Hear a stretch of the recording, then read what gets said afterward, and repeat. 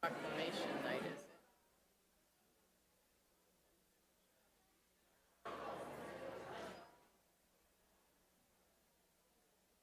it?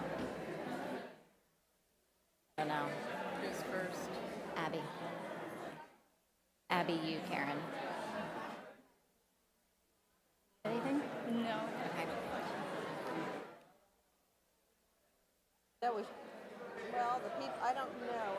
We're going to call to order in about 2 minutes. I saw you coming. And that is really loud. Sorry. Quite some time, so.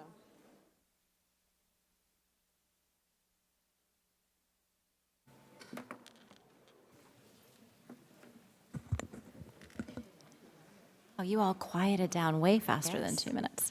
Does anybody else have anything they want to bring to the clerk while we're in pause? Oh, all right.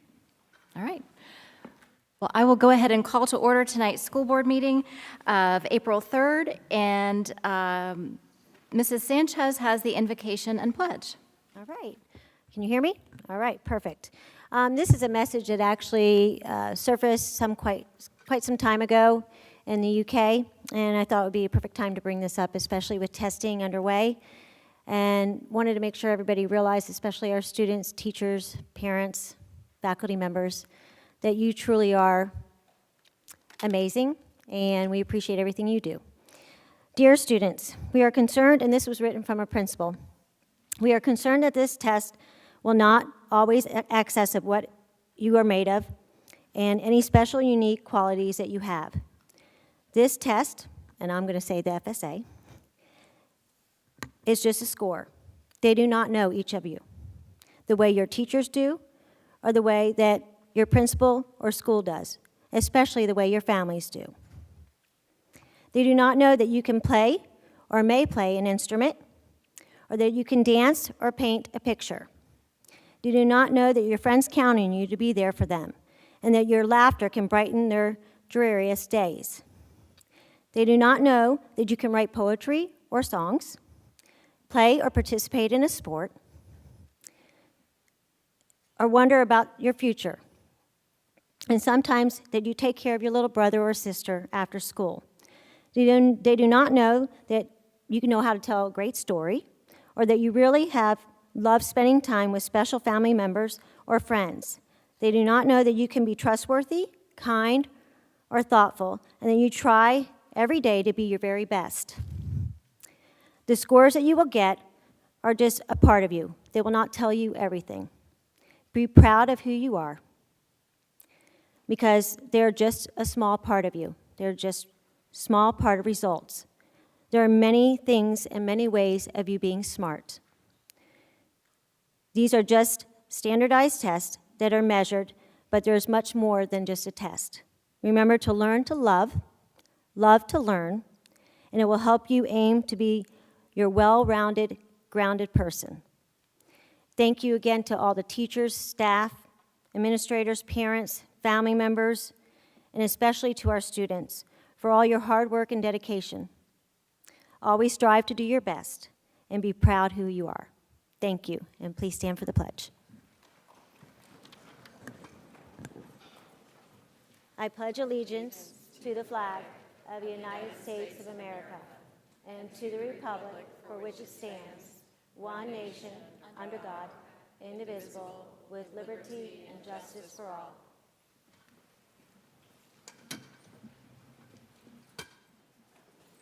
Thank you so much, Mrs. Sanchez. Let the record reflect that all school board members are in attendance, in addition to Mrs. Beeman, Dr. Griffin, and our school board clerk. We have some people visiting with us tonight who have asked to be recognized. Bobby Aganina from Lake Howell High School, candidate for School Board District 4. Christine Kraus, candidate for Seminole County School Board District 1. Bill Collister, candidate for Seminole County School Board District 1, and Polly DeLucia from the Seminole County Council PTAs. Thank you so much, all of you, for being here tonight. Dr. Griffin, do we have any agenda modifications? Yes, Madam Chair, there are two. The first is the addendum for good cause is marked on our electronic agenda by a green flag named addendum item. And the second, I need to pull for separate consideration item 4G, Request for Proposal Ranking 17180072P-TG. Third-Party Claims Administration for Workers' Compensation.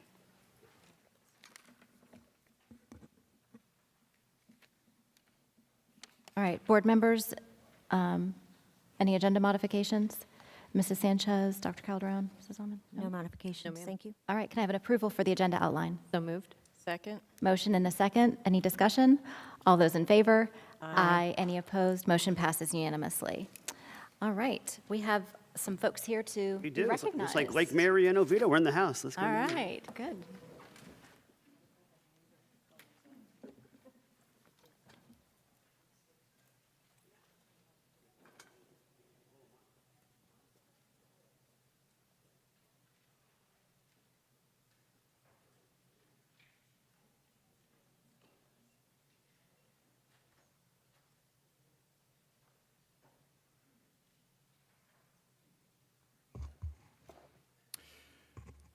Good evening, Dr. Griffin, Chairman Lockhart, and board members.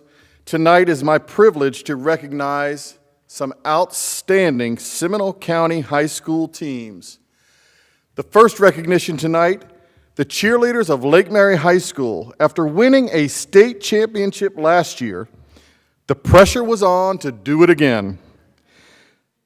This Lake Mary cheerleading team, made up of freshmen through seniors, worked extremely hard and achieved their goal.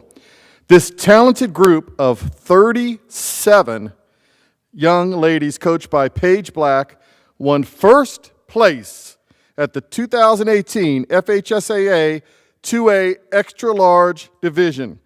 They were excited and honored to win back-to-back championships. Let's meet the Lake Mary Rams cheerleaders.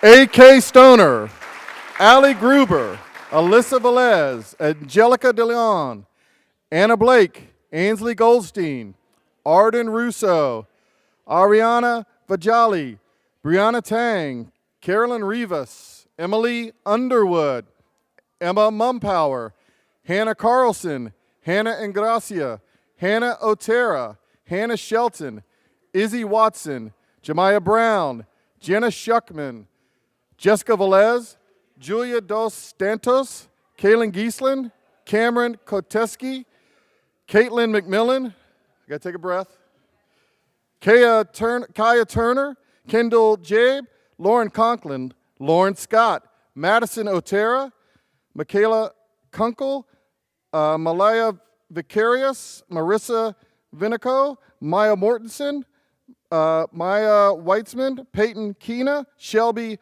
Limbreuber, and Sydney Potts, along with Coach Paige Black. In the audience tonight, I know is Principal Mickey Reynolds. Their athletic director is Doug Peters. Congratulations, Lake Mary High School cheerleading Rams.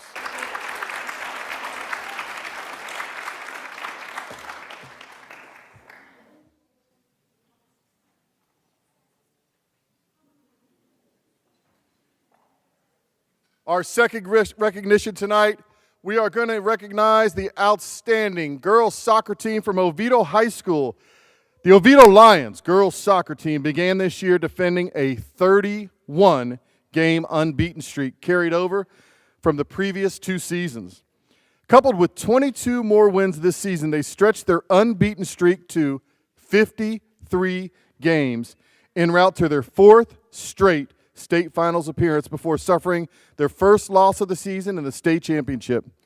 This year's Lions team began with 21 straight shutouts, a new school record, and outscored their opponents 111-0. In the playoffs, they defeated Dr. Phillips 5-0, Lake Mary 3-0, Gainesville Buchholz 2-0, and Palm Harbor 2-1, which was the first goal they gave up all year. In the state final, despite outshooting their opponents and dominating time of possession, they fell 0-1 to Lourdes Academy. The team finished with a 22-1 record, 113 goals for and only 2 against. 7 players were named on the All-Central Florida girls team, and 10 players were named on the first or second team Seminole Athletic Conference team.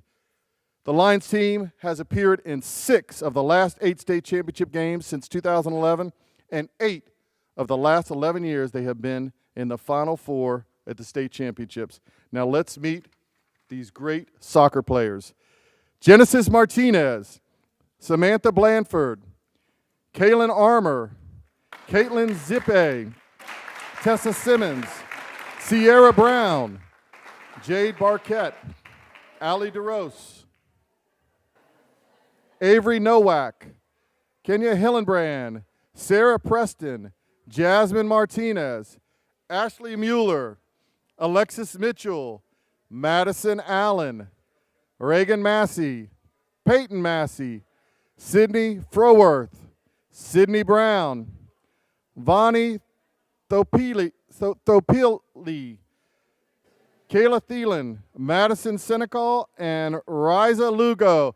Their head coach, Coach Scott Wasserman, assistant varsity coach Bill Barker, and junior varsity to this line. Also tonight here, their principal, Joe Tribus. Their athletic director is Jen Darty. Congratulations to the Oviedo girls soccer team.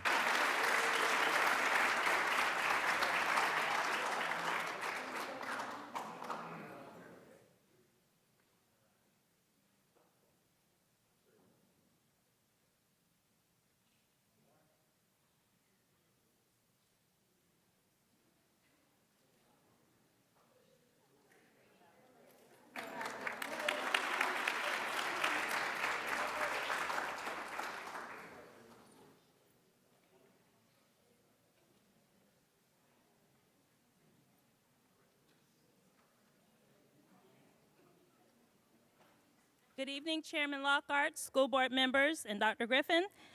I am pleased to present a new assistant principal to Seminole County Public Schools, Dr. Sydney Moss, who will be joining us at Indian Trails Middle School.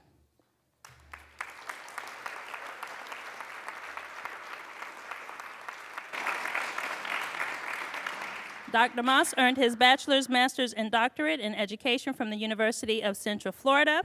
He began his career in 2008 as a social science teacher and administrative dean with Seminole County Public Schools.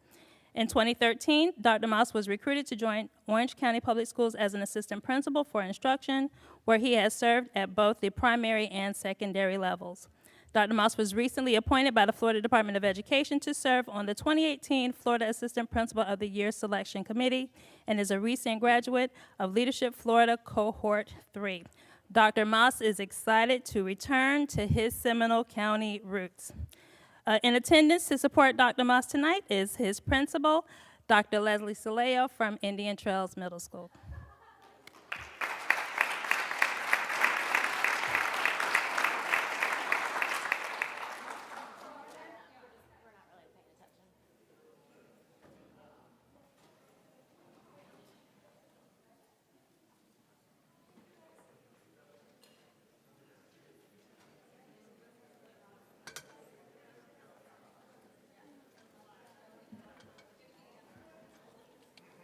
Good idea.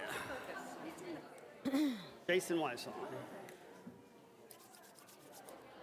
Right from the podium.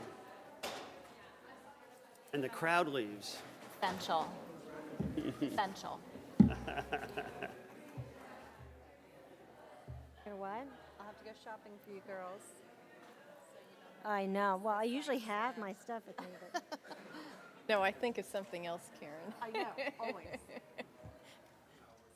Board members, I asked Cabinet, and Dr. Weissel is going to do the presentation, to just share some attendance data and trends with us.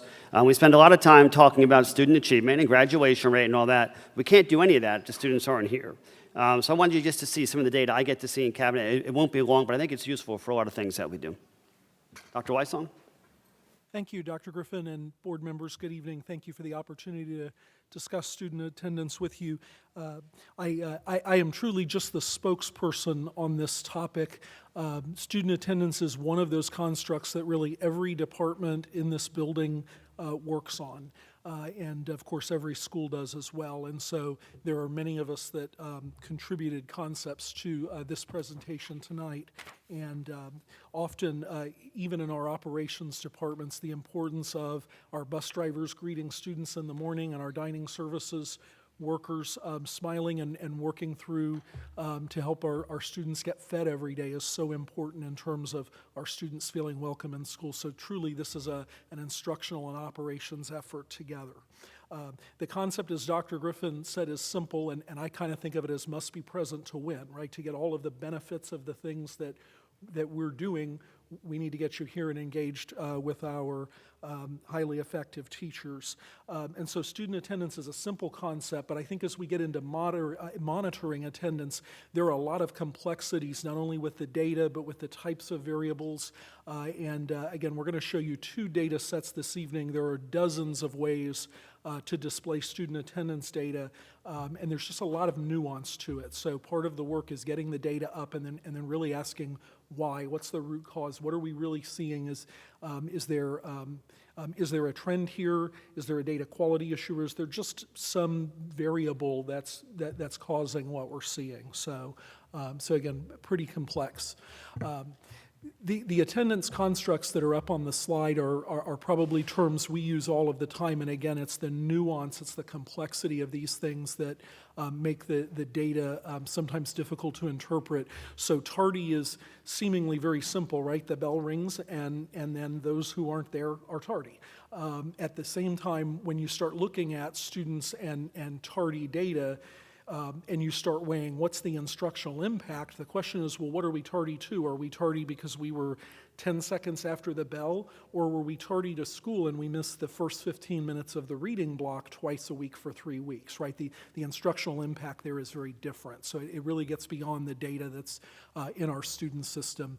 With absences, historically, school districts have been required and have cared about the distinction between excused and unexcused absences. There are entire processes at schools around that distinction.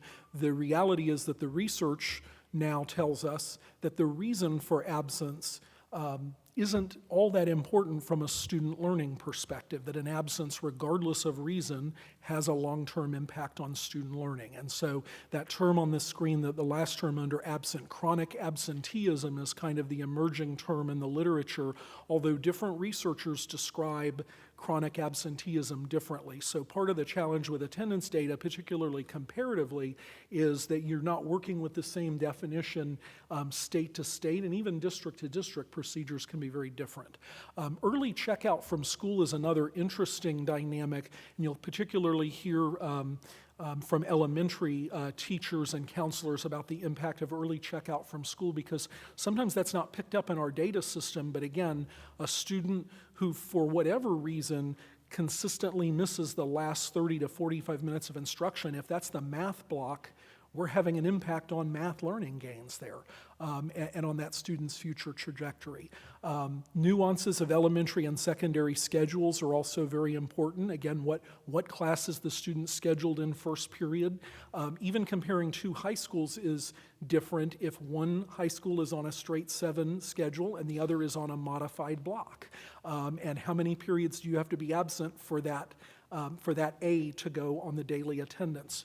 And so data quality is an important concern when we're monitoring. We're having to ask those questions of, are we seeing a real trend or are we seeing something else in the data? I think at the school level, you're aware of all of those local factors, but then again, when you reach across for a comparison, there may be a reason why you're seeing differences in data from school to school. So I think those are important pieces. And as you'll see, again, some of these definitions and differences make it more difficult for our staff who are charged with monitoring and acting on attendance data.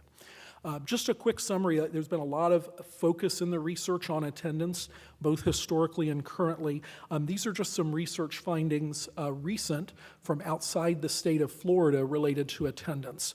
Again, historically, there's been this look at the notion that poor attendance in the first 30 days of school predicts course failure later in the year and eventually chronic absenteeism. So I think districts often have that get to school and be there during that first month.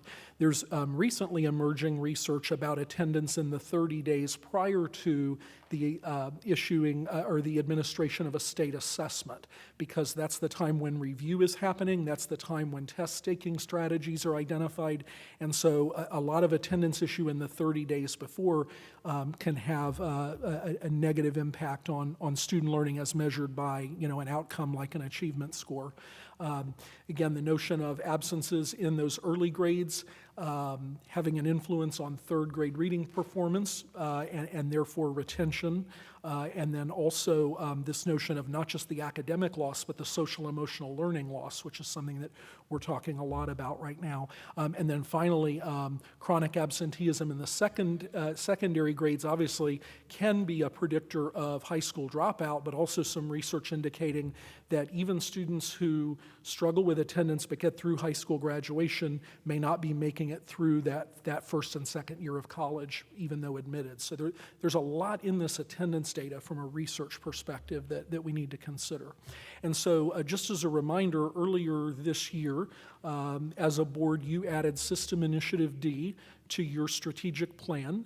And that system initiative is known as Conditions for Learning, or the notion that students will succeed when the conditions for learning are optimized. And we identified 6 conditions, one of which is student attendance. And the theory of action being that if we can improve these 6 conditions for learning, then your System A, grad rate, System B, achievement, and System C, college, career, and citizenship readiness will all improve because the students are there to benefit. So we are monitoring one key performance indicator related to attendance, and that is at least quarterly monitoring chronic absenteeism. And again, although the literature is still emerging, what we typically see is that chronic absenteeism is defined as missing 10% or more of the school year for any reason. Again, this notion of connecting absence to learning outcomes. And so under this theory, whether the absence is excused or not is much less important than the fact that the absence happened, right? And why is it happening, and how do we mitigate it? So that's the KPI in your strategic plan that is linked to attendance. Just in terms of current monitoring efforts throughout the district, and again, this is a joint effort of schools and the school district, we have a statutory requirement to ensure that students are attending school, and the statute indicates that we must begin to take action when a student has 5 unexcused absences in any calendar month or 10 unexcused absences in a 90-day calendar period. And there are subtle differences between those two that you really have to have a data system that's well programmed to pick up on that. And at that point, really, it becomes both a school and a student services personnel responsibility. So our counselors, our social workers, our teachers, and many others who get involved. The other requirement we have related to attendance is our early warning system. We are required as a school district to maintain an early warning system for all students in grades K through 8. And the real purpose of the early warning system is to try to eliminate what one might call the face in the crowd, the student that nobody connected to, right? So you use data to ask yourself, are we aware of every student who, from a research perspective, may be at risk for course failure or dropout or whatever it is that you're looking at? And the early warning system adopts the chronic absenteeism measure, where you're looking at attendance below 90% regardless of the reason. So 2 different statutes with similar purposes but different standards, which creates a lot of extra work. In addition, we are doing some research-based risk modeling in EdInsight, which of course is our student performance data management system. And there we're looking at 2 additional indicators. One is 2 absences during the first 25 days of school. And we actually we look at days 6 through 25. Days 1 through 5, you have a lot of movement going on, a lot of entry and schedule change. But we kind of zone in on days 6 through 25 and look for students who have missed 2 or more days and ask our schools to really take a look at those students, because the research suggests that missing that much time in the first 30 days is a predictor of course failure at the end of the year. And then the other piece is we're also looking at students missing 5 or more days within the grading period to see what the impact is on course grades. So that's a little bit of a different standard as well. So just to give you a glimpse at data sets, this first one adopts the compulsory attendance standard, where we're looking at students with 5 or more unexcused absences in 30 days, and then 10 or more unexcused absences in 90 calendar days. The next 3 slides are by level, so you'll see elementary, middle, and high. And we are looking at this data historically. So what my team does is they take a snapshot on those days, 36, 84, 138, and 180, so that we're roughly at each quarter, and we capture the data on that day count at the same time every year, so that even when we have a hurricane or some other disruption, we're getting reasonably consistent in terms of time of year. So you've got 4 years worth of data here through first semester, and then 3 years since we don't have all the data in yet for 17, 18. And so what you're seeing is that obviously more students trigger the 5 and 30 or 10 and 90 as the school year goes on. And generally you're seeing a flat to maybe a little bit uptrend, but the data's pretty wobbly, and again, there could be methodology reasons for that. So there's elementary, and then you see very similar trends at middle, a little bit of a down, then back up a little bit. So again, that could be various things happening in the data, but not huge increases. And then high school.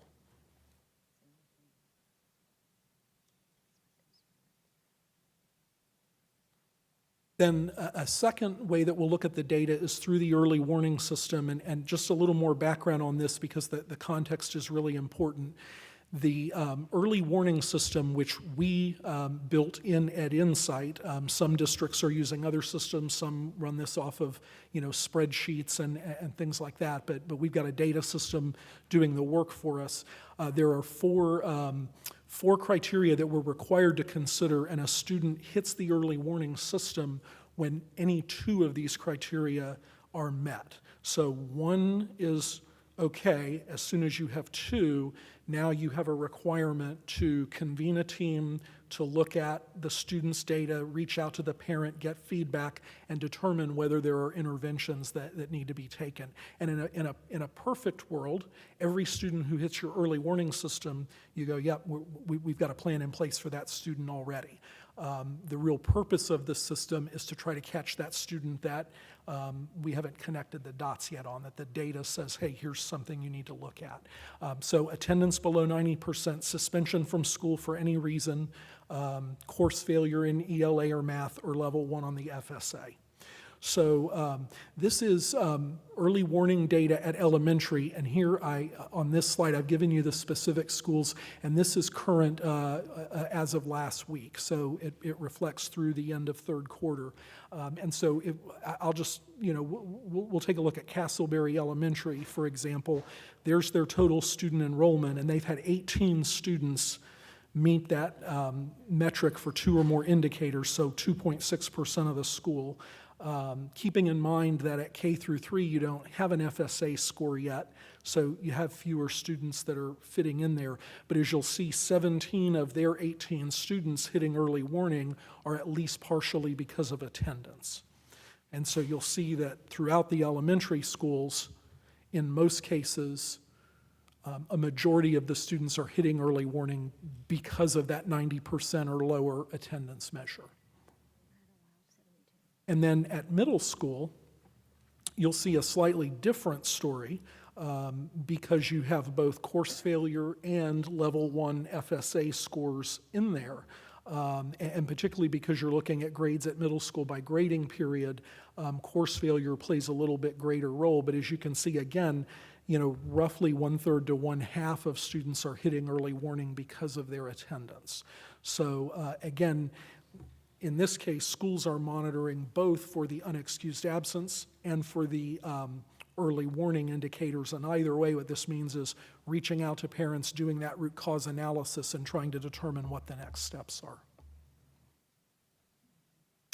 So finally, in terms of attendance strategies at the school, there's kind of a dual carrot and stick function here, and the stick really is the compulsory attendance enforcement that we're required to do, and it starts with that important phone call from the teacher to the parent. What we're noticing this. What can we do to help? Then it kind of escalates to that counselor, social worker group, then to truancy meetings, and then finally to legal services for a truancy petition if those prior steps don't mitigate the issue. On the other end of the spectrum, the proactive approaches, attendance and ready to learn, is really an important part of that positive behavior support process that's in place at our schools. It's kind of that tier 1 expectation. Many schools call that ready to learn. And of course, getting to school is the first part of that. The research suggests that very important for parents and school community to be aware of the impacts of attendance. And specifically, and we have a couple of elementary schools trying this, we don't have data yet, but this concept of nudge letters, where you send out a letter and you say, "Dear parent, this is your student's attendance record to date. Here is what the typical student at our school experiences in terms of attendance." And so for some families, it's a great job, we're glad you're here. And then for other families, it's a, wow, we need to get moving on this. And some other states have had some success with that. So we have a couple of elementary schools trying that. They're going to collect some data and see if that makes a difference here.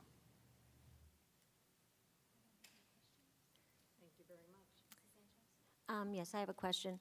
Are we seeing an incline with the students possibly in high school with I know some schools are going with, if you're late, 10 minutes late, it's automatically considered an absence, so they're turning back around. I've been hearing students say that, well, I'm not going to the class. Now, maybe in middle school they have to go because there's nowhere else for them to go. Have we seen an incline because of that? I'm not sure that I'm the best person to answer that question in terms of what's happening at the high schools, but I think that type of piece, what are the procedures that each school ties to attendance, those are really important decisions because they have lots and lots of unintended consequences sometimes, right? And the psychology of what do we want to do, right? Again, from a research perspective, regardless of the consequence, we want the student in a seat experiencing learning time. And so I think you have to look at those policies and procedures and say, what's really happening when we make this rule or that rule? And then, of course, whatever we're doing with data entry and data quality, does it all get in there? Is it all accurate? Okay. Thank you. That's a really valid point. With a high school student at home, I've experienced that personally. Well, Mom, there's no point in me going now because I'll just be absent anyway, so I might as well sit here for the next 30 minutes and wait it out, or sit in the parking lot and wait and be there in time for the next class. So I think there is some psychology involved there. I think we've talked about that before. And so it's on the radar. Yeah. Thank you. Yeah.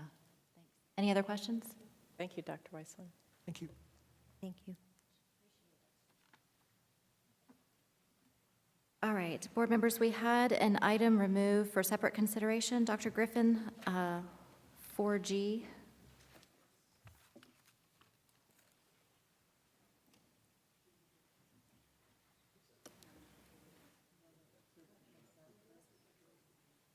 Okay. Sure. You want to approve the consent agenda? We can do that first. Motion? So moved. Second. Motion and a second. Second was Mrs. Sanchez. Any discussion? All those in favor say aye. Aye. Aye. Any opposed? Motion passes unanimously. All right, now 4G. There we go. Okay, board members, I have a recommendation in the board book, and I'll read my recommendation. I'm going to ask Cheryl Olson to come up and just chat with you a little bit about it, and then you can make your decision. My recommendation is that the School Board of Seminole County approve the Evaluation Committee's award recommendation for RFP 171800072P-TG, Third-Party Claims Administration for Workers' Compensation, and authorize staff to negotiate an agreement with the top-ranked firm.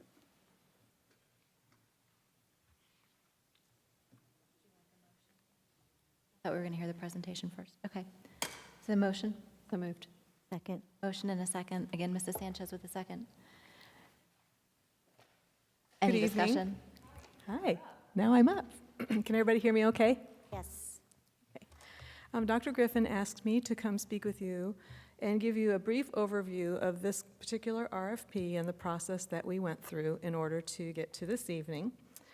And just to give you background information, the RFP was released on January 24, 2018. And on March the 1st, the evaluation committee evaluated all the written submittals and decided to bring back all 5 companies for informal interviews on March the 8th. So on March 8th, the evaluation committee scored all 5 firms using our adjectival descriptor rating guidelines, which ranges from 0 unsatisfactory to 4 exceeds expectations. And each of those numbers identifies the completeness and the satisfactory response for each of the areas within the interviews. And they scored 3 categories. The first category was the project management team that they proposed, and that was given 75 weighted value points. The second category was demonstration of the online system. That was 100 weighted points. And then the third area was the best and final offer fee schedule of 125 weighted value. So each of those areas were graded 0 through 4. After the interviews, the committee scores were tallied, discussed, and ranked. And the ranking that you see before you on the agenda item is the consensus of the committee. We posted the notice of intended decision on Thursday, March 8, on both VendorLink and DemandStar, and the protest period ended 72 hours later, business days, on Tuesday, March 13 at 4:30. Anyone have any questions on the process? Mrs. Almond. I'd like to know on VendorLink, is there a way for you to determine whether or not someone has received or read what you post, if they are a vendor? If they're a registered vendor and they download the documents, then yes, we have a registration of all the plan holders. Okay. And you're once they download those, then they're notified of all addenda and any action taken therefore. Okay. You're probably aware that we received an email today, all of us, and I forwarded to your office. And will you be responding to the person that sent the email to us? Will I respond? Yes, tomorrow I will. Thank you. Absolutely. Ms. Beeman, as you know, I forwarded the email that I received today to your attention. So based on school board policy, which is how we have to conduct business, did this vendor officially protest the bid within the time frame allowed? No, there was not a notice filed with the Office of the Superintendent or the clerk in the required time frame for a protest.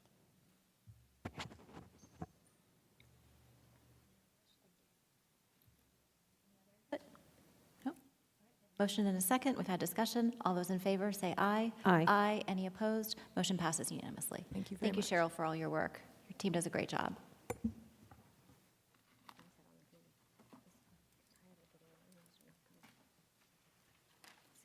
All right, can we have a motion on student discipline hearings? Dr. Griffin. My recommendation is that the School Board of Seminole County approve the student disciplinary recommendations for March 5th, 2018 and March 13th, 2018. So moved. Second. Motion and a second. Any discussion? All those in favor say aye. Aye. Any opposed? Motion passes unanimously. All right, public comment. We have several folks here to speak tonight. Dr. Calderon has a statement that we read before every meeting for a public comment. So if you want to go ahead and read that, and then we'll... The public input segment of the meeting is provided to allow the public to present specific matters to the school board for its consideration and referral to the superintendent and staff for inquiry and action or address specific items on the agenda. The public input segment of the meeting is not open to presentation of campaign issues by political candidates or others, student disciplinary actions, pending employee disciplinary matters, or pending litigation. It is not the intent of the school board to deprive any person of his or her right of freedom of expression. It is, however, the intent of the school board to promote mutual respect, civility, and orderly conduct on the part of members of the public appearing before the school board. Speakers are limited to 3 minutes, must clearly identify the matter to be addressed, identify yourself and your address, and the school board is very pleased that you've taken the time to come to the meeting and willing to make your views known and to speak on issues for the school board to take action. Thank you. We have 4 different issues that people would like to address the board this evening, and 2 of them are the same person. So I'm going to ask Polly DeLucia, I'll put you last since you have 2, if that's okay with you. And we'll start with Michelle Skates and then Nina Sandberg.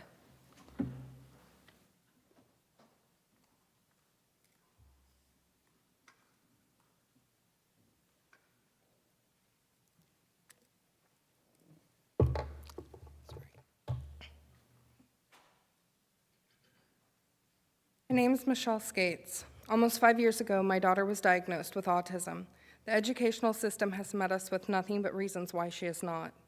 Starting at the school level, they kept relabeling her, and as I rose through the ranks, the school system eventually ended up at the State Board of Education. I was told that there was nothing I could do. Since the diagnosis and all the hoops that were placed in front of us, preventing us from finding help that we truly needed, my heart was broken, as I have watched my daughter's spirit dim, as she has disappeared before our eyes, uncomfortable in her own skin. In trying to prevent it, we changed schools, we changed programs, but never without a fight. When she was at Crystal Lake, they wanted to get rid of her, and they relabeled her intellectually disabled and transferred her immediately to Goldsboro.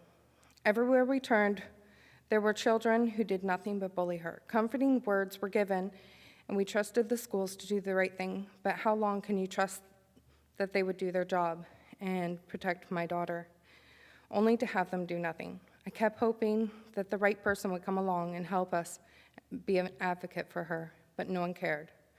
Now with Parkland in the not-so-distant past, I can't sit and watch anymore. I can't hope anymore. I must do for her what no one else will. With the most recent serious bullying case in just December, we tried to change her schedule and get a no-contact contract in place for the student who started it all. But it took us 3 months to accomplish that. 3 months. It shouldn't have been so hard. In the interim, the kids started to retaliate against my daughter for charges I pressed against her bully. When I went to Milwee to keep her out of the class where these students were sexualizing her and spreading rumors about her, the staff sexualizing her and spreading rumors that of things she was doing outside of school. If the staff wasn't going to handle it, then I would teach her at the school myself. Shortly after I announced my arrival and my purpose for being at Milwee, one of the assistant principals and counselors met with me, solely to appease me and put her in an ASD classroom. When I picked her up, just the simple statement that she gave me, that the classmates were just like her, for the first time she was comfortable in her own skin and happy in 4 years. The intellectually disabled label limits her education and her future, not to mention it's just wrong. No child nor family should be going through this mess. Then the law needs to change so that a school doesn't have the ability or power to label a child as they see fit, throwing out all medical and psychological diagnosis. Thank you.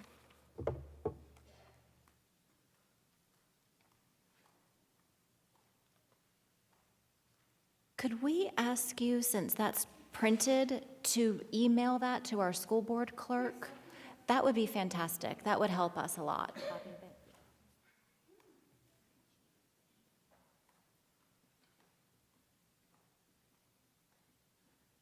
All right, Mrs. Sandberg.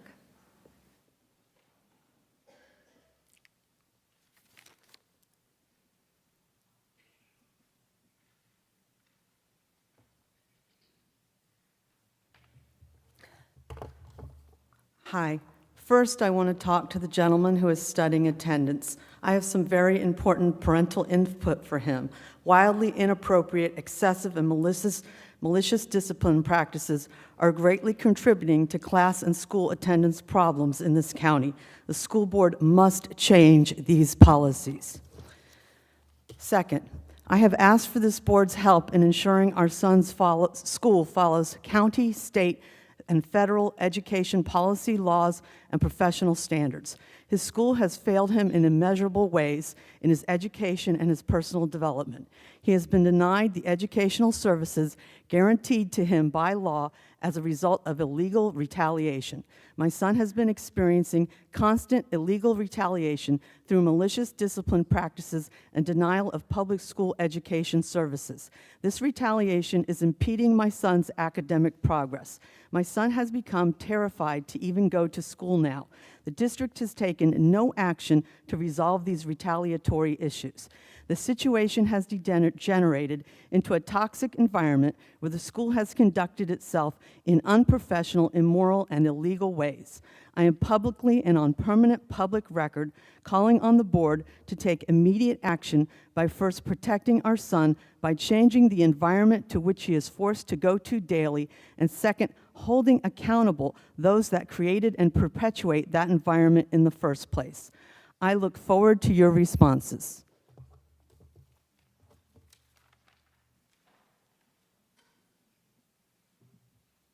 Mrs. Faison, would you mind coming to the podium and expressing to the board some of the meetings that you have had, not the content, of course, because we can't discuss specific content, but help us to understand all that we have, that you and your team have done with the concerns? Yes, with this last case, yes. We have most recently, probably a month ago, met with the family to discuss proper placement of the student to make sure that he was receiving all of his services, and that he was having a schedule based on some of the courses that the student was interested in, and also to address some of the concerns that the parents had with the teachers. We have made additional schedule changes. We've also made a school change back in October when I first came into this position at the request of the parents, making a transfer from the first middle school assignment to now a new middle school assignment, and board policy does not allow for a second transfer. Policy requires for students to, once they earn a transfer of school, to complete that school year, but we've made several adjustments to that particular student's schedule. 3 changes that I am aware of since October, and again, very recently, to a change to a virtual class at the request of a parent to remove him from an elective course. So we've made several adjustments based on parent recommendation, and we've almost exhausted all options other than parents' request for another transfer, which is not something that we can support through policy since there's already been a transfer in place.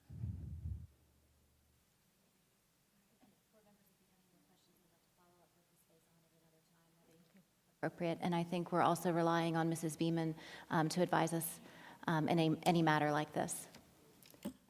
Thank you. All right, thank you so much. All right, Mrs. DeLucia.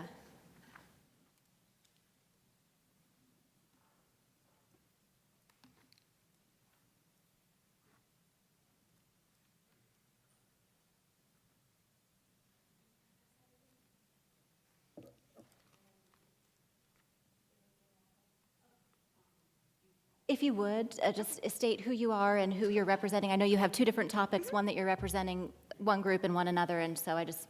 That's fine. Polly DeLucia.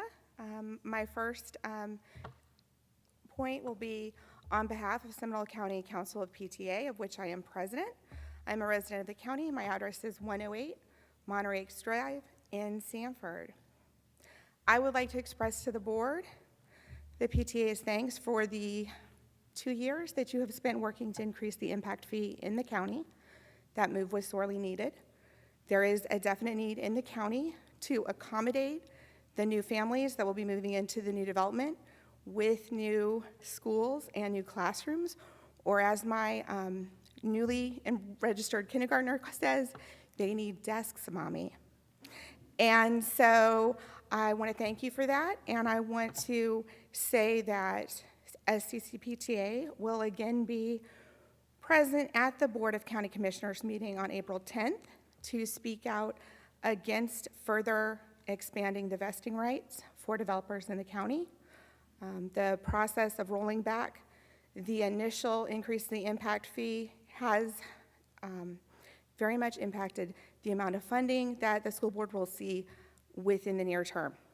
And with growth developing rapidly, we need money sooner than later here in the county to support expansion of our schools. I would like to encourage anybody who feels strongly on this issue to also attend the meeting. Please check BCC's website, and it is going to be in the afternoon session, I believe beginning at 1:30 on Tuesday, April 10th. I'm not going to take my name tag off. Okay. In another life, I am the leader of a group of senior Girl Scouts, Girl Scout Troop 984 for Citrus Girl Scout Council. They are freshmen at local area high schools, and the majority of them do attend Seminole High School. They have been discussing the issue of naming the 9th grade center. They are unable to attend tonight because they have a camporee planning meeting. Otherwise, they would have had them here.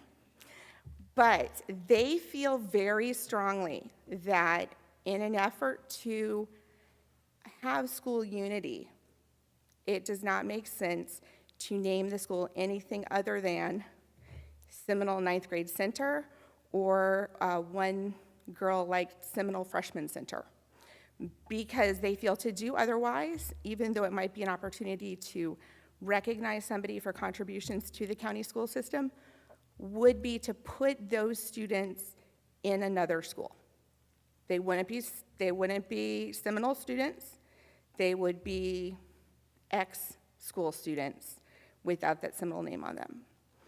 So they want the two campuses to come together as one, and they would very much like to see, I believe the names are Seminole 9th grade center or Seminole freshman center be chosen tonight. Thank you.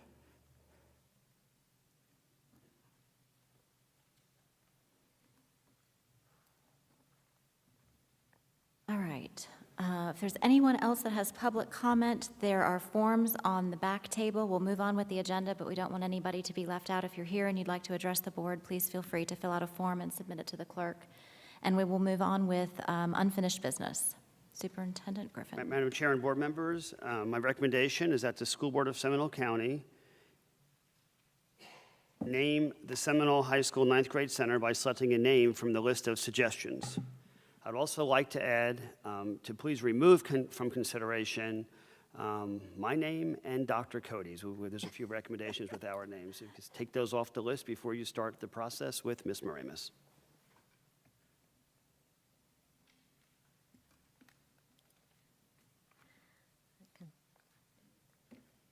Okay, and I'm going to ask Mrs. Moramis as our clerk to walk us through the process for this naming, because she's the process gal. Among other things. So in front of you, you have a 3-page packet. The very first page has the list of names as they appear in your board book. The second page of the packet is your short list ballot, where you'll pick your top 3 names in no particular order. I'll collect those ballots, and I will verbally read the top 3 vote getters. The third page of your packet is the first round of voting. So you're to pick from the 3 names I announced, you're to pick your top name. I'll collect those ballots, count them, and if we have a majority, we'll announce the winner. If we do not have a majority, I have a ballot the second and third round ballot in my possession that I'll pass out should we need a second and third round. Any questions on the process? All right.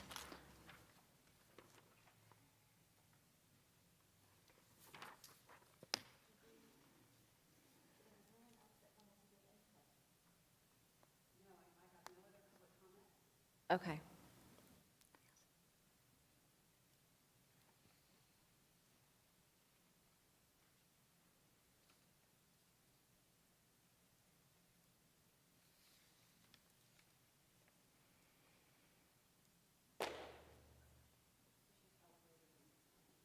Sorry, we'll write quickly.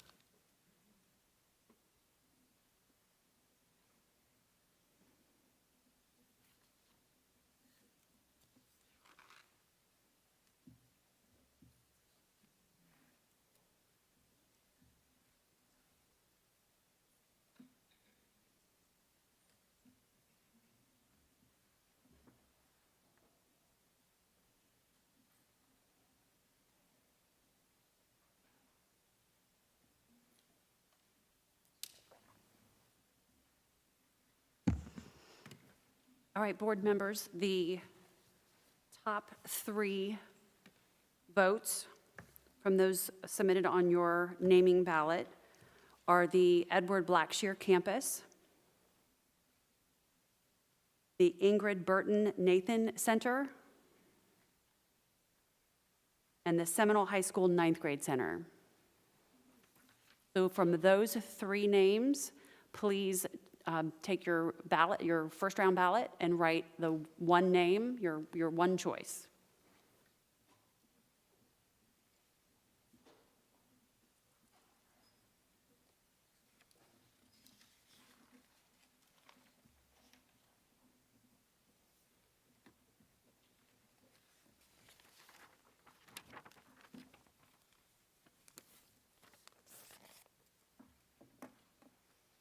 Ask them to you, or do you want to actually collect I'm them? sorry. That's okay. Thank you. Thank you.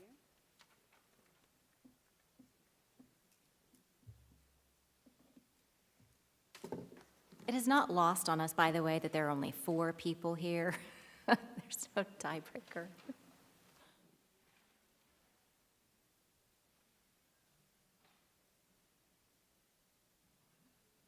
So by majority vote, the board has selected the Edward Blackshear campus.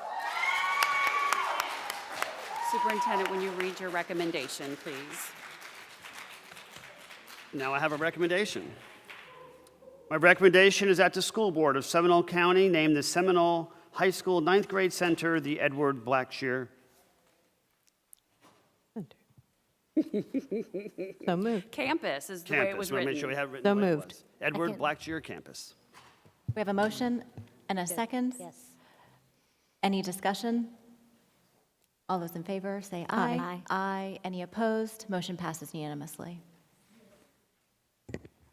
Mr. Blackshear, I think you're here. You're hiding. I can't see you behind Mr. Guy. Yes, he is. There he is. I want to acknowledge you.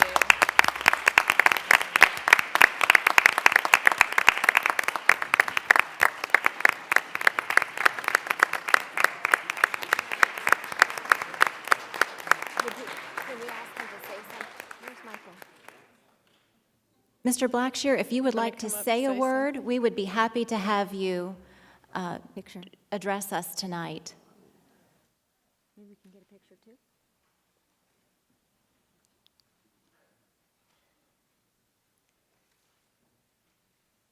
There's Michael.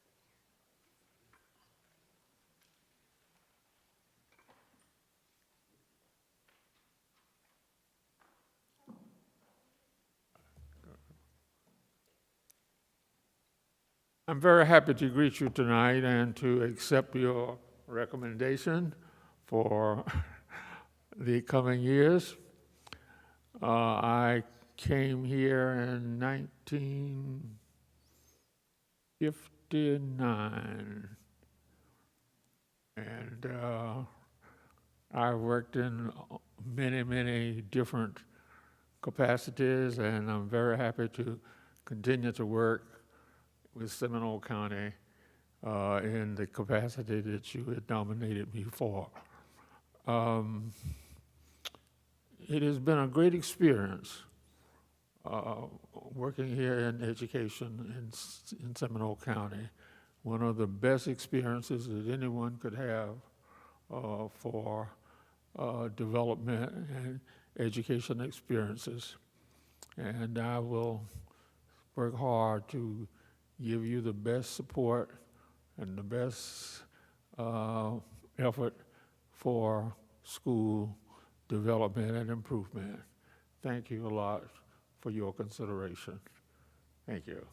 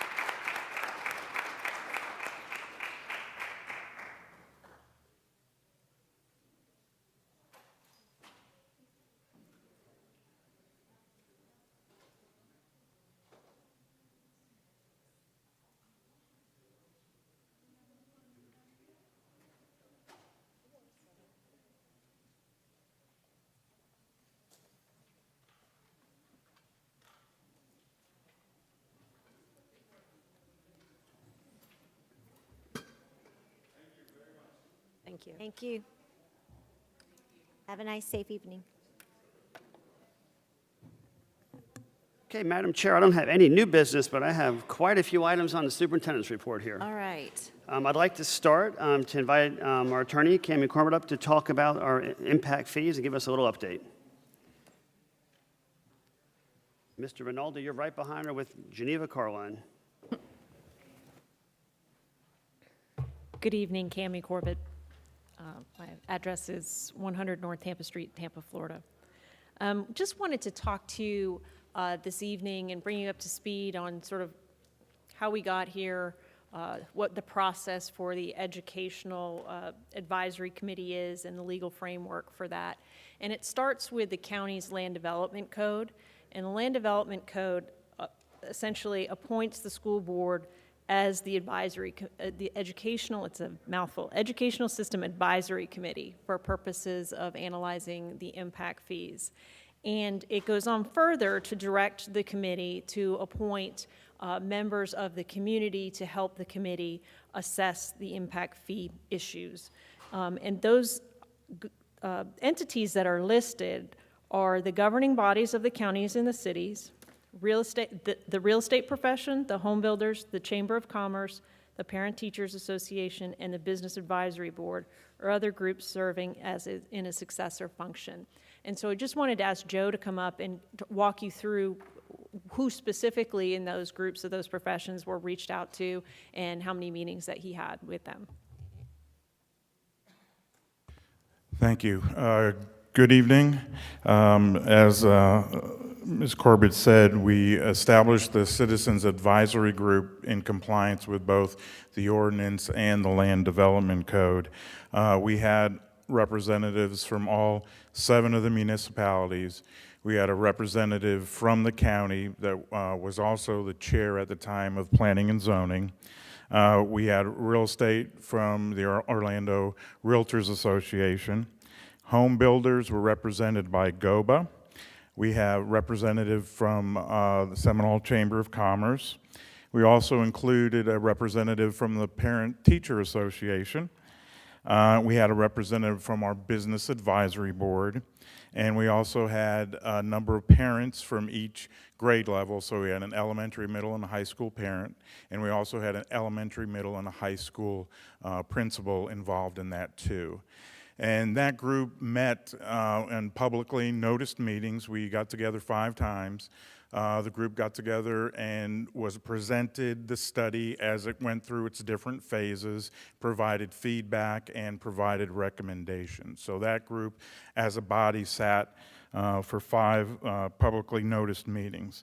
In addition to that, we also had 6 community meetings in which both staff, the superintendent, and the chair participated in those. And those were additional reach outs to the community to make sure that all community stakeholders knew what the process was, where we stood in the process, and then when we got towards the end, actually identifying what the fee levels were going to be, we actually presented those fee levels as well.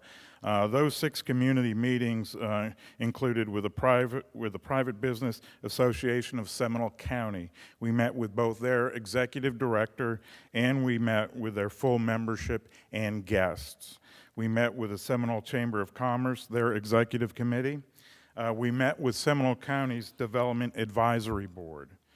We also met with Greater Orlando Builders Association. We met with their Government Affairs Committee, and we met with Orlando Regional Realtors Association. We met with their Government Affairs Committee. So overall, we reached out and had 6 community meetings with groups of stakeholders to present where we stood in regards to the study and where we stood in regards to the ordinance. Now, from that point, we also had additional meetings that were the formal meetings. We had the school board, which acted as the Educational System Advisory Committee per the ordinance and the Land Development Code.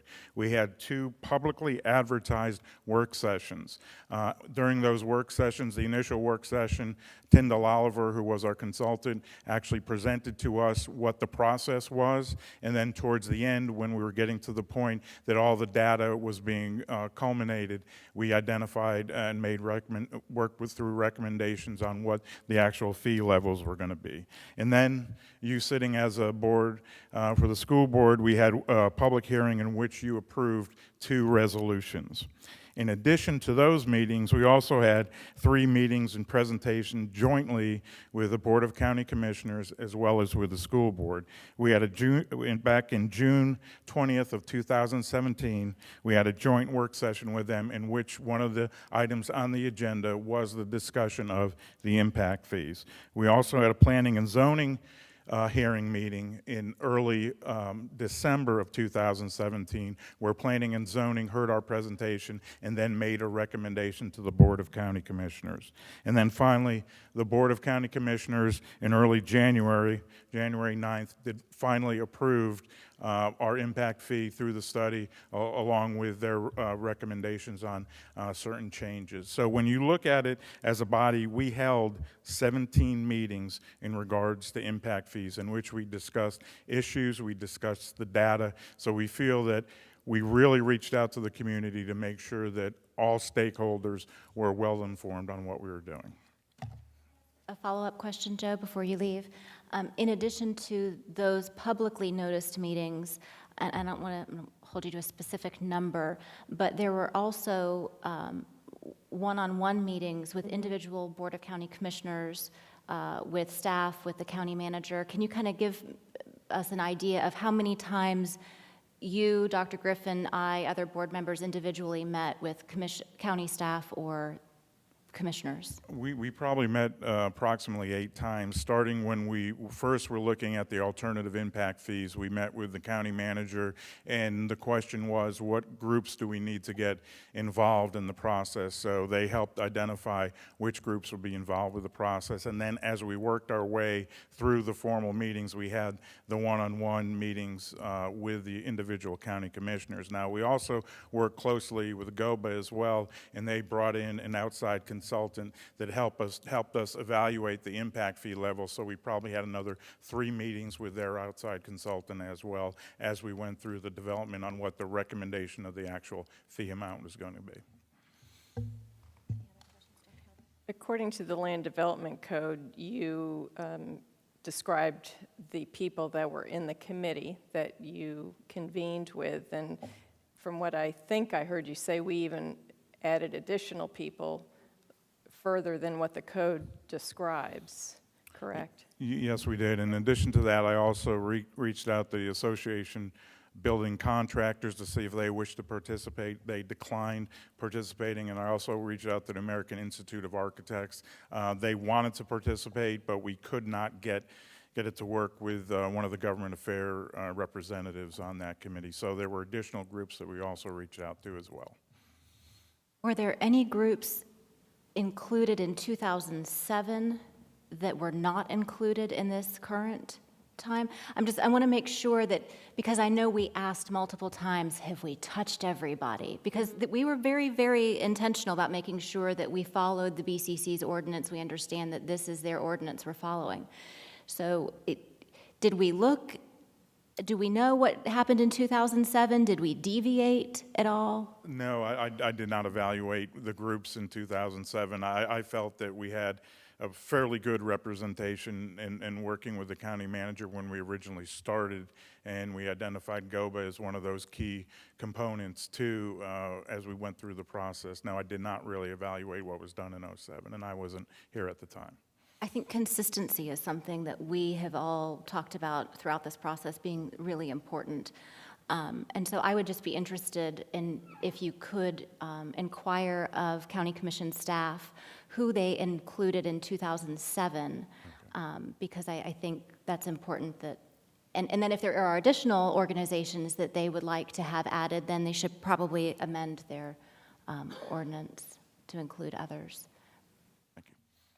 Questions? Well, I think, Ms. Rinaldi, you might have missed another group that met.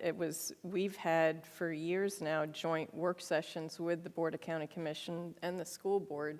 Granted, it wasn't a single topic meeting, but I think there would have been plenty of time in any of those meetings, whether we sat at their chambers or they were in our chambers over the past, I think we started it 3 years ago, 4 years ago? At least. At least. So I know it has been discussed longer than even the individual meetings that you brought up. I also wanted to point out that we did speak to individuals representing multifamily developers as we were going through the process. I know we talked to Tom Sullivan. I know who's with Gray Robinson. He was representing a multifamily developer. And then Tara Tedrow from Lowndes Drosnick. I didn't personally speak to her, but I know that she was monitoring the ordinance and had communications with Paul Chipok because she had a senior housing community that she was interested in making sure they were maintain an exemption. So we were in contact with people who were in touch with people in the multifamily industry, and we did not ignore the concerns of the multifamily industry when we were going through our processes. We were mindful of those, both in the alternative fee study, because that mainly applied to them, and then also when we're looking at the fee structure. And that development industry peer review study that occurred wasn't just for single family. That benefited, and it resulted in a net benefit to all types of development, including multifamily. So just want to make those clarifications. The next topic that I wanted to speak to you about were vested rights. There was a lot of confusion and discussion about vested rights and whether or not the vested rights provision was in your resolutions that you adopted. Just to bring you back, we actually asked you to adopt 2 resolutions. One dealt with the impact fee, and that resolution adopted the study, set the fee, and stated a position on the record to advocate for deferring payment of the impact fee to the time of CO. That's what occurred in the first resolution. The second resolution dealt with the Land Development Code revisions, specifically the revisions to the Land Development Code that were proposed on the attached Land Development Code. Those dealt with the alternative fee study, and they dealt with implementation of the new impact fee study and the new fee structure. At the time that you saw your reviewed the resolutions and approved them, there were no proposed revisions to 105.43, which is the vested rights. So you did not approve any revisions to that section. The confusion comes is that that section did exist, but it applied to the original chapter. And so we didn't modify language that wasn't necessary, or we didn't propose modifications to language that wasn't necessary to implement the changes that we were trying to advance. We were working very collaboratively with the county.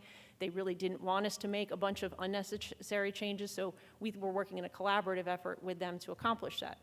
The issue of vesting rights for a period of time, an additional period of time, came up after you acted, and it came up, I'm not sure in what conversations, but essentially it was an issue that bubbled up from the cities. And the cities were asking the county, well, what are we doing about vesting or grandfathering, and is there going to be a time period where our developers can be relieved from having to pay the fee if they're already in process? And they brought that to our attention. We started setting meetings with the cities to see if we could ascertain their concerns, hear them out, and see if there was something that we could recommend to you all with respect to that issue. In the meantime, I think because county staff felt that their board has historically worked with the cities, thought that it was prudent, given the time crunch, to circulate some language to that vested rights provision 105.43 that allowed for vesting of impact fees, and they had suggested a 2-year time frame. I never had an opportunity to discuss with them the basis for that 2-year time frame, but I do think that they circulated the information because they felt they needed to do that. You know, they thought their board would want to see that, and they wanted to get it out. And so we just never had the opportunity to discuss that. So then fast forward, and when we had a work session, and I told you, we talked about what was going on and that this change was proposed. We talked about the pros and cons. We talked about the unknown fiscal impact to the school board. We felt that there definitely would be fiscal impact, but we couldn't tell you precisely how much, and that the difficulty with finding a bright line to say which developments are entitled and which aren't. And so we recommended that, or you all, there was a consensus that we proceed with the recommendation that there be no changes to that section. Fast forward to the planning board. We represented those interests to the planning and zoning board. There was a lot of discussion at the planning and zoning board about those changes. The county clarified on the record that that provision applied to the original chapter, not going forward. And then the Planning and Zoning Board made a recommendation to strike it in its entirety to avoid any possible confusion now or in the future about whether there would be vested rights with school impact fees. That then went to the Board of County Commissioners. We supported the Planning Board's recommendation that they remove it to remove all doubt regarding that issue. The Board of County Commissioners debated that issue, and eventually at that meeting decided on 1 year and said that felt that 1 year was sufficient because when you took the 1 year in addition to the first 90 days of the ordinance and the 60 days for an impact fee statement, that really was more like 18 months, and they felt, the majority of the board at that time felt that that was sufficient, and that was what was passed by the board. What recently arose were 2 separate issues. One was who is eligible for vesting, and that was set forth in the Board of County Commissioners Administrative Code, and that's what they took up at their last meeting last week. And they expanded the opportunity to vest. Originally, the language in the Administrative Code said that in order to be an impairment of contract, vest because of an impairment of contract, the contract had to be devoid of all profit. The county removed that language, and now it's just a contract that was impaired by the impact fee. So it lowered the standard. We still don't have any information as to how many developments were affected by that or how many more would be eligible to vest under that. We're still researching that. But they did approve that.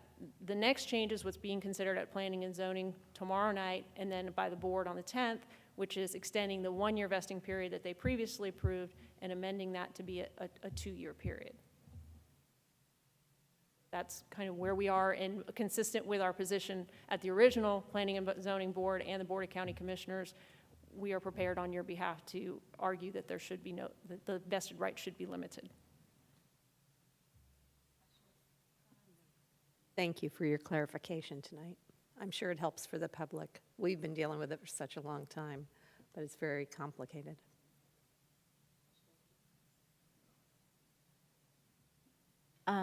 Moving forward, clearly, this is the Board of County Commissioners' purview to make the decision that they think is best for the community. Like we've stated, it's their ordinance. Whatever they decide, obviously we're bound to it, and we still have students that are coming that will need seats, so we may have to get creative. But I think the most important thing, having gone through this process now, a couple of times apparently, is that we make sure that we're clear with both the county and the cities moving forward of what the process is at the outset, and that we're going to stick to the process. I think we are so process-oriented with everything that we do, whether it's rezoning or promotions or transfers, whatever it may be, that this being a little more, this is a little looser than we are used to dealing with, and I think we all thought that we had a process and we were following it and we were crossing our T's and dotting our I's, and so I think we need to have a very clear, transparent understanding moving forward, regardless of where this winds up. Any thoughts on that? There certainly will be opportunity for discussion at the next joint work session with the board and the county for ideas about how best to make sure that happens going forward. Perfect. Again, Thank you.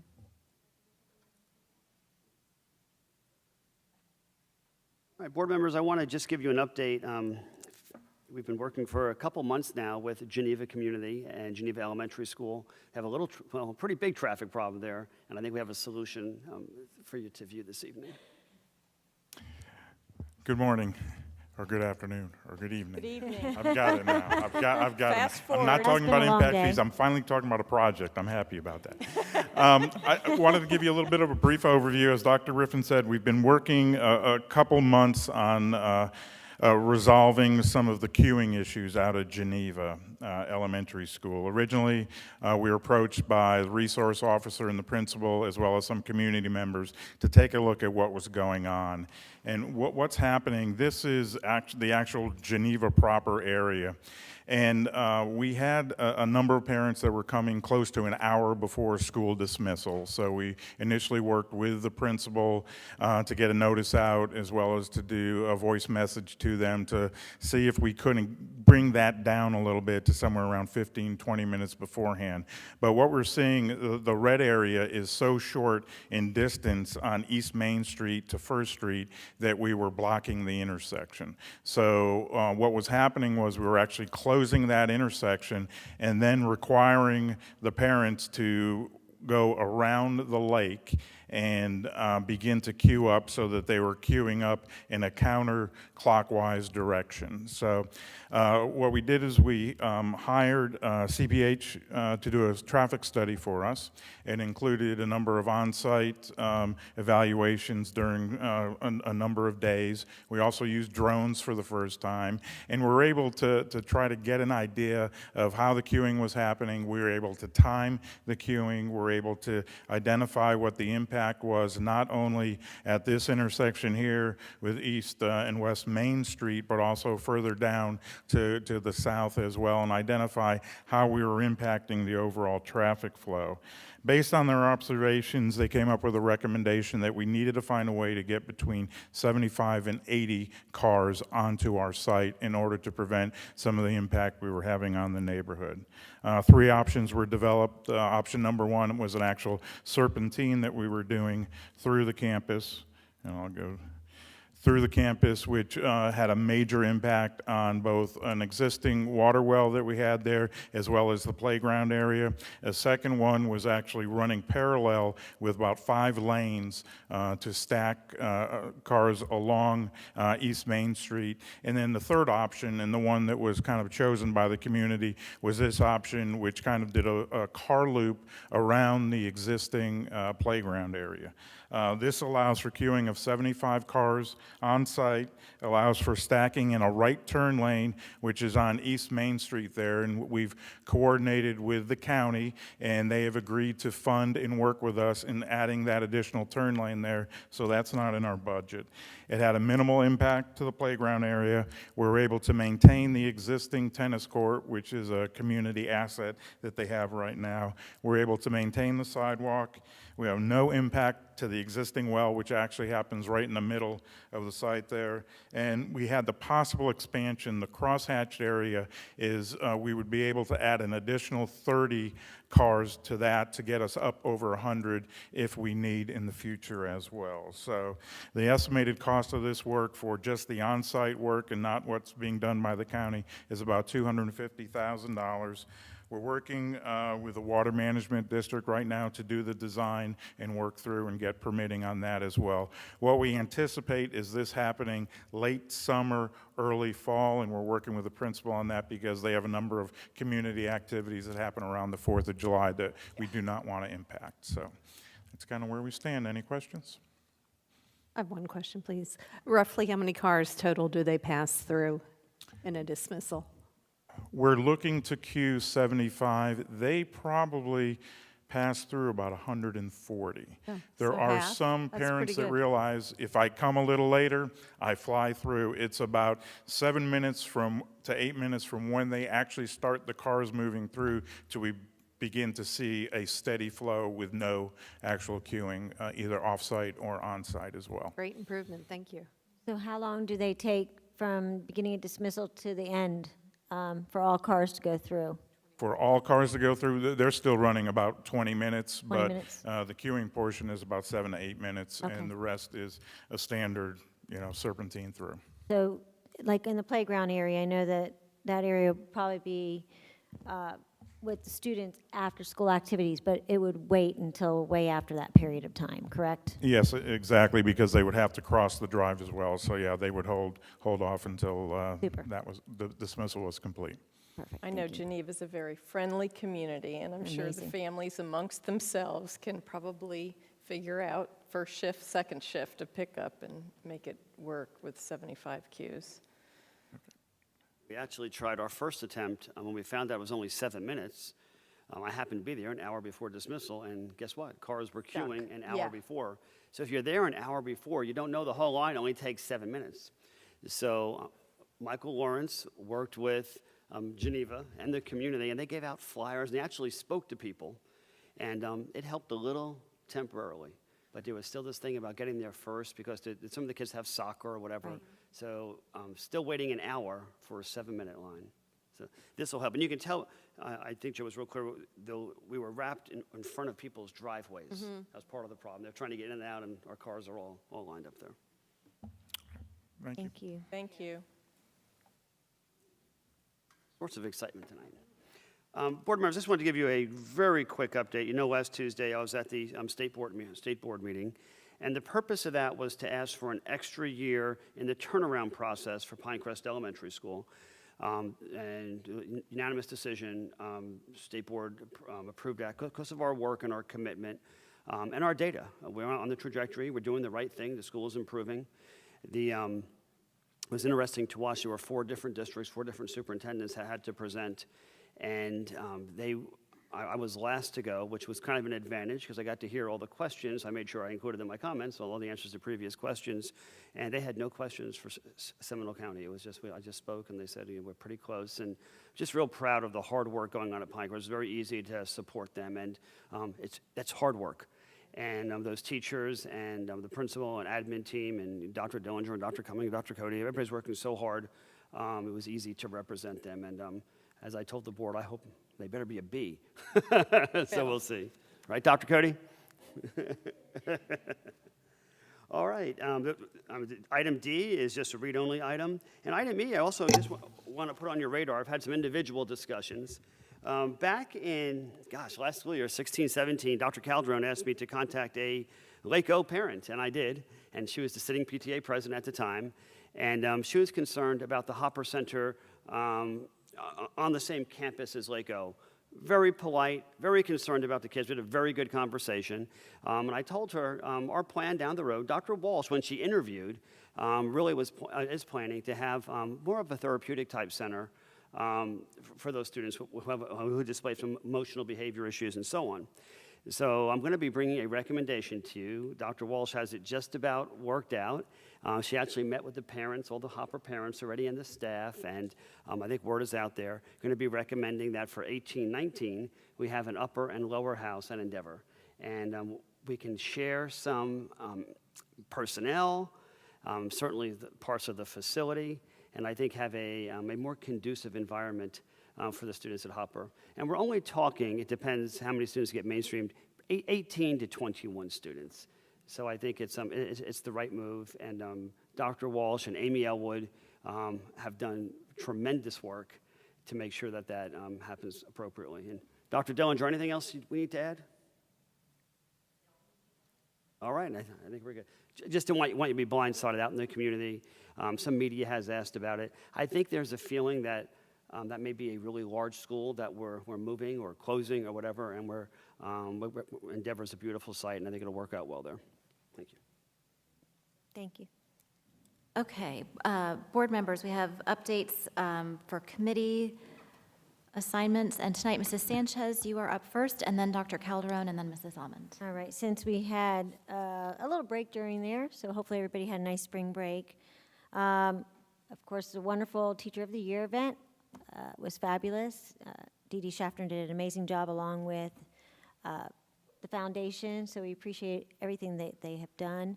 On that note, we unfortunately lost one of our teachers that I had the privilege of teaching with over at Sable Point.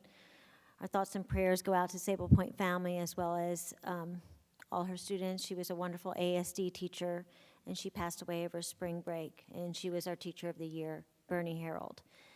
The SCPTA Reflections Award ceremony was fabulous. Polly and Ms. Burris and everybody else, thank you so much for all your commitment and everything you do day in and day out to help us, so we really appreciate you. Yes. Woohoo, congratulations, that's awesome news. And that was at Lake Mary High School. Then I had an opportunity to go to the 2018 Women of the on the Move Onyx Magazine held at the Alphon Inn. They were honoring Pasha Baker, and that was a really nice event. So, boy, it was a really nice event. The Foundation Golf Tournament, many of us had an opportunity to go to that. I know that Dr. Calderon even had a chance to play golf, so. Did you play golf or no? No, I shook hands all day. You just shook hands, okay. You just rode around in a Lily golf cart. Taste of Lake Mary with Rotary Lake Mary, that was fabulous. And many of us had an opportunity to go to the Crooms class of 2018 picture opportunity with the students that are graduating with Mr. Henshaw's first class. And we had a chance to meet the owners of the home. They didn't even realize the significance of the house until the pictures were getting taken. And there's quite a bit of remodeling going on with the house right now, and we had a great time taking pictures. And I'll let you guys finish the rest of the stuff because I don't want to take anybody else's things, but the Take Stock in Children, that's one of the committees that I'm on. We had 181 applicants, so that's quite large, and we have to narrow it down, but anybody knows any mentors out there, we desperately need mentors for our students. So you can contact the Take Stock in Children program through our SCPS Foundation page, or if you want to contact me, that's fine, and we can hook you up. And these students need mentors from their 8th grade year all the way until they graduate. And it's such a phenomenal program, and if anybody wants to get involved, it's such a rewarding program too. So at that note, we did not have a business advisory board meeting, and I don't think I had anything else yet. I'll have all that next week.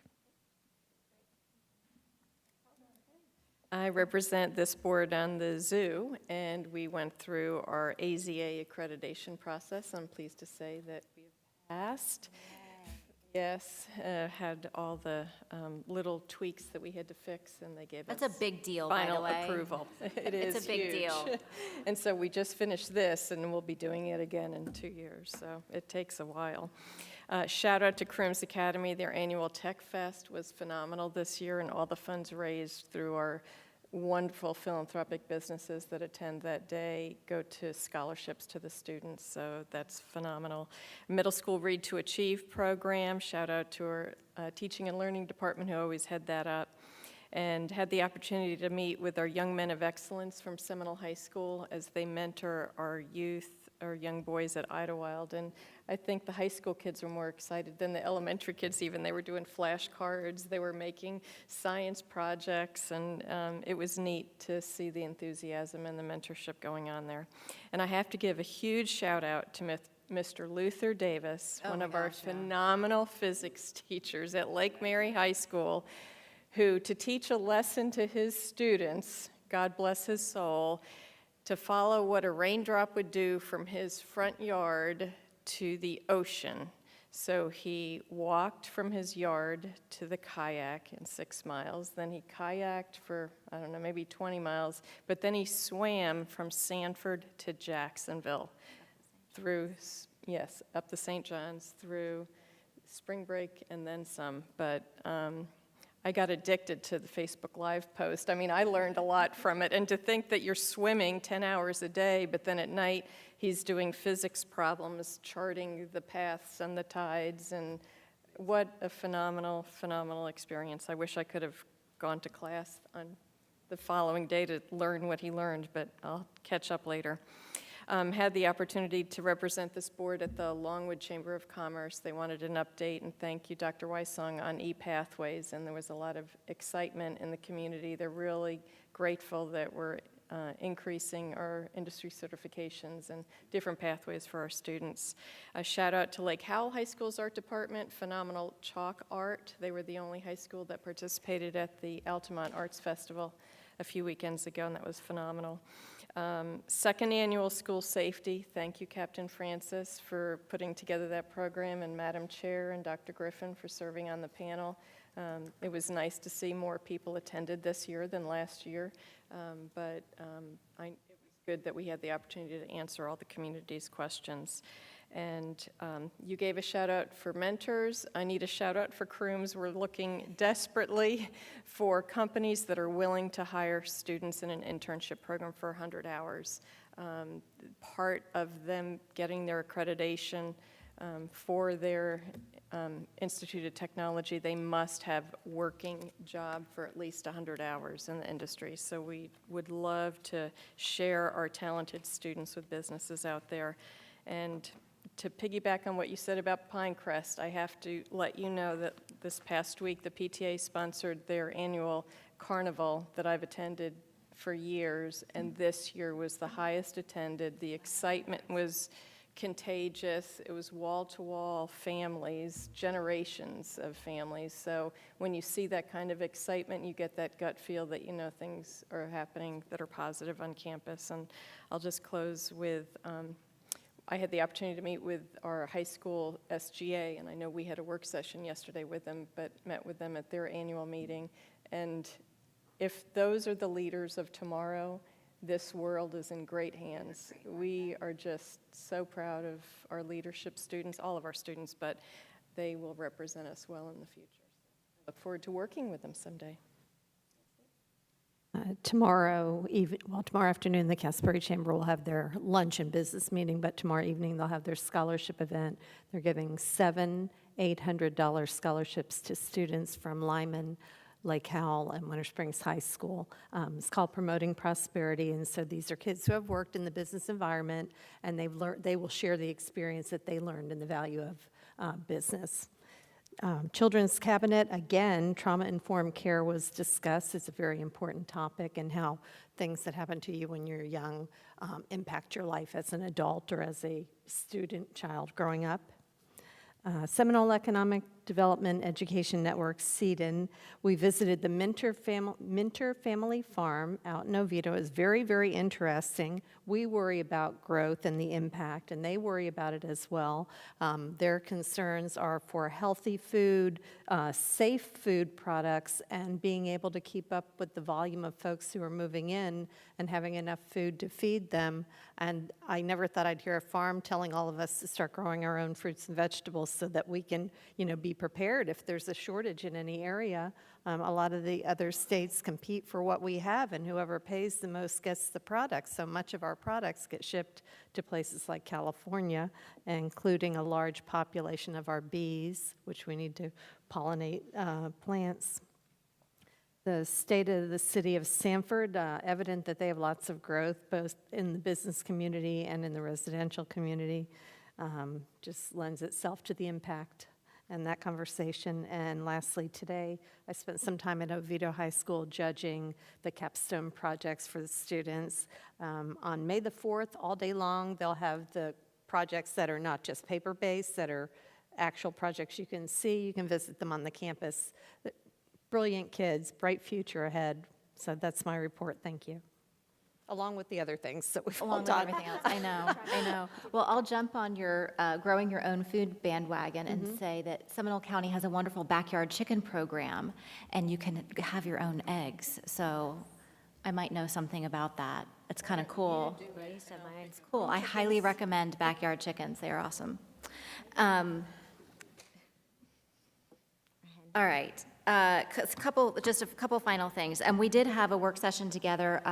Neola, thank you so much, Mrs. Beeman, for working with that organization and all of our staff, Mr. Carnes and Mr. Russi and all of your team. We started looking at all of our policies, getting them into a framework that it will be easy for us to update as new laws are passed. And so Neola, of course, is the organization that we have chosen to do that with, and it is a bear, and it is a lot of work, and we appreciate you all so much taking it on. But everybody's doing a great job, so thank you. More to come. Yes. Yeah. More policies. We got more. That's right. Kids House Gala is this weekend, and we are so fortunate to have a great relationship with Kids House. They care so much for our students who are in most need, and talking about trauma-informed care. Thank God for Kids House. So if you do not have plans to be there, I think you can actually log on and do silent auction items and support Kids House if you can't actually be at the event. And I'm going to thank Dr. Griffin again for all of his hard work helping to pare down the finalists for the new president for Seminole State College. Do you want to give a little update on that? Sure. We wound up over spring break. There were 2 full days that we interviewed the 8 semifinalists, and they were from all around the country. Really 8 excellent interviews, and going into it, I thought, I'm tying up 2 days. But you learn a lot hearing from different leaders and things they've done at their school and their successes and their failures and so on. And I think we put a tough decision in front of the Board of Trustees. I can't remember all the names, but we have a sitting vice president from Santa Fe Community College, a sitting president from Nebraska, and a vice president from Santa Monica. 3 very different personalities with 3 different skill sets, but lots of technical knowledge. So I will tell you, throughout the interview process, what we heard over and over and over is that these people did not apply for lots of jobs. They're not like, this is their destination job. And that was important for us to hear, because there's a little bit of job hopping in that type of job. And they want to live in Seminole County. They want to be part of this community, and they want this to be their final job. So good luck. So, right, so April 9th and 10th is when the community, different stakeholder groups will have an opportunity to meet with each of the finalists. And then the Board of Trustees, the 4 of us, will do individual and corporate interviews and wrap it up and hopefully make a decision very excited. I purposefully have not looked at anything online or really talked to anybody. All I've heard is what he's just said. I really kind of just want to go into it with a set of fresh eyes without no preconceived notions about anything, so excited about that. If there isn't anything else to come before the board, we'll adjourn the meeting at 7:08. Sorry, we need to fix the clock. Fix the clock. Oh, yeah. It is?